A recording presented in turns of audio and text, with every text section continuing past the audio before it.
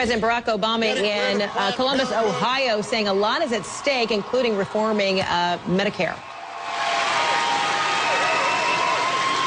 We're taking away access to affordable birth control.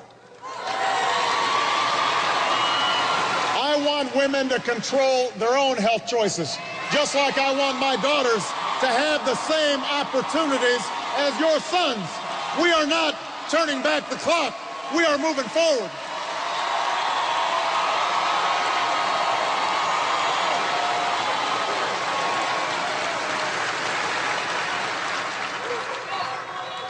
We're not returning to the days when you could be kicked out of the United States military just because of who you are or who you love.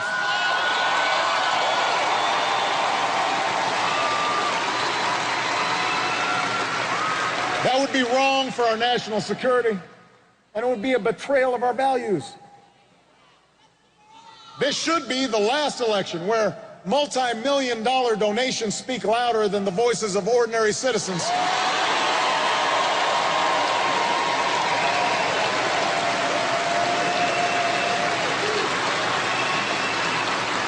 We need more checks on lobbyists and special interests, not less. We're not going to eliminate the EPA. We're not going to roll back the bargaining rights that generations of workers fought for. It's time to stop denying citizenship to responsible young people just because they're the children of undocumented immigrants. This country is at its best.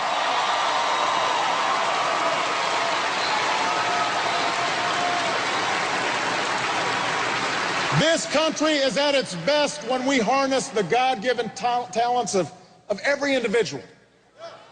When we hear every voice. When we come together as one American family, striving for the same dream. That's what we're fighting for. That's what we're fighting for, Ohio. A bold America. A competitive America. A generous America, a forward-looking America where everybody has a chance to make of their life what they will. That's what made us the envy of the world. That's what makes us great. That's why I'm running again for President of the United States. In Columbus, Ohio, President Barack Obama restarting his forward-looking campaign, saying that he's not moving the clock backward, but instead forward on health care, on gay rights, immigration, all that from Columbus, Ohio.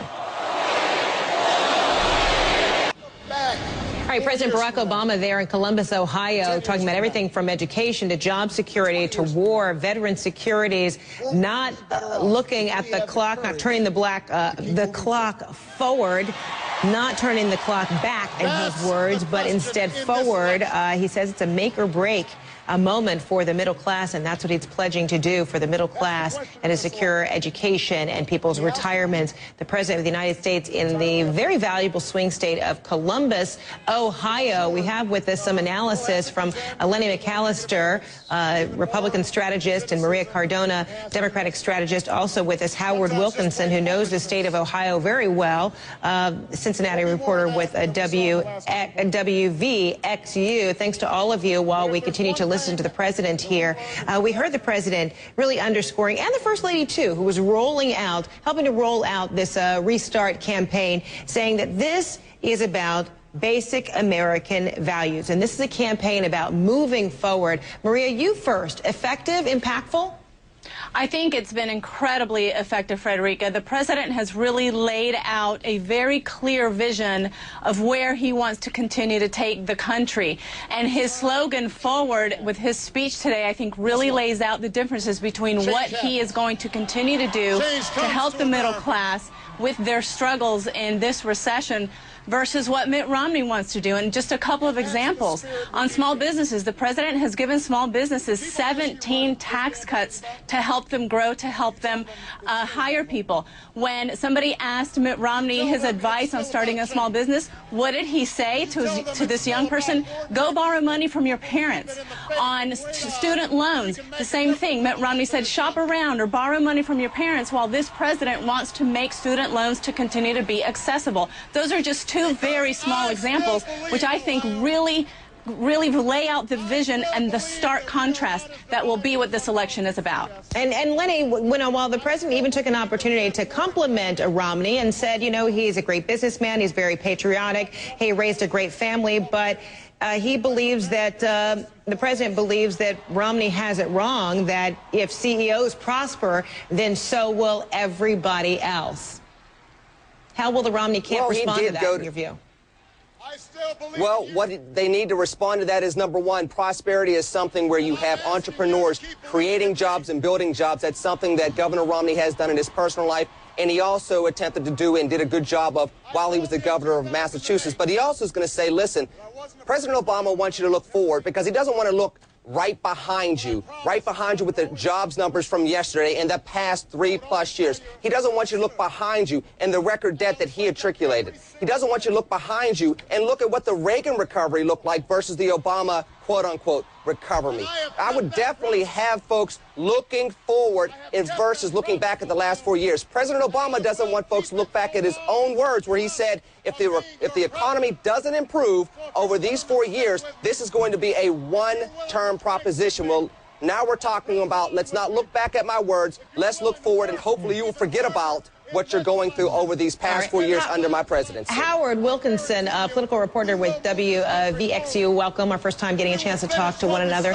Is the president speaking to that Ohio electorate? This is an important swing state. He's talking about job security, retirement, Medicare, colleges, and opportunities, greater opportunities to go to community colleges. Is this the forum, and is this the audience that wanted to hear this kind of message?